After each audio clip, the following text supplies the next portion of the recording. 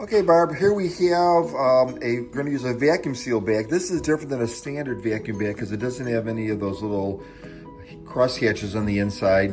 And what we're going to do is we're going to take a relatively dry item, this gigantic thing of brown sugar, and we're going to vacuum seal this so it doesn't all turn into a rock. So you want to leave a little bit of space so you can actually get it in the vacuum sealer, and then I'll take you to the next stage here and show you how we do it. And then I'll also show you how to use a more traditional vacuum sealer. In this type of vacuum sealer, the actual bag is placed in a chamber, and these are kind of good for a bunch of reasons. They have a better vacuum, and they also allow you to vacuum seal liquids easily. So we're going to vacuum seal that and just press this and start the process. And I'll turn this back on when we're getting close to its sealing. Okay, it's gonna seal pretty soon. So it's sucking all the air out, then it's gonna seal the bag, and that will be that. So let's let it seal the bag.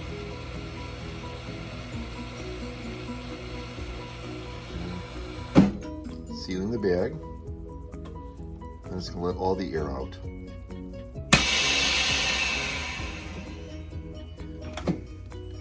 And it's completely sealed. Okay, so this is now using a traditional vacuum sealer or an external vacuum sealer. And if you notice, the bag here has these little hash marks in it, and this allows the air to come out. So you have to use this kind of a bag with a traditional vacuum sealer.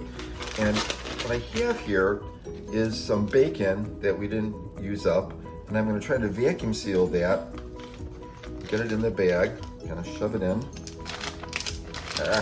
Get in there. But you're going to notice that now I have all this sliminess here, and that's going to prevent it from sealing properly. So I'm going to take a paper towel and I'm going to wipe the insides of the bag. Some people will fold the bag over, like they'll actually, take it and like fold it over like that, and that prevents it too. So you can do either way. So I'm just going to wipe this out very easily, and now we're going to go on to the vacuum sealer. Okay, this is a more traditional vacuum sealer. So you open it up and the bag goes externally. So I don't know if I can, I'm gonna have to put this down, but it's gonna go like this, and I'm gonna close the lid on it. And you want everything to be straight. You don't want any little creases that can let the air in. So hold on, I'm gonna stuck it in there. And again, you want the bag to be flat and not have a lot of creases in it. And for this one, we're just gonna press a button. We're just gonna press vacuum seal. In my case, dry, but whatever. So it's gonna suck the air out. Now it's sealing it.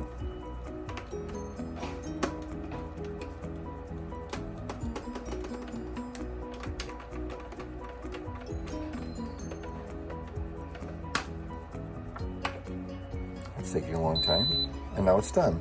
So if we take this out, we can see that it's perfectly vacuum sealed. There's no air in there. Just a couple of pro tips. If you have something hot, you want to cool it down, especially when using one of those external vacuum sealers, because it will actually, the water will boil out and go into the little trough. Likewise, if you have something that's very liquidy, sometimes people will freeze them in a container, take them out of the container, put them in a bag and freeze them. That's actually very convenient. If you have a chamber sealer, you don't have that much of a problem because the chamber sealer is a different technology. Happy sealing.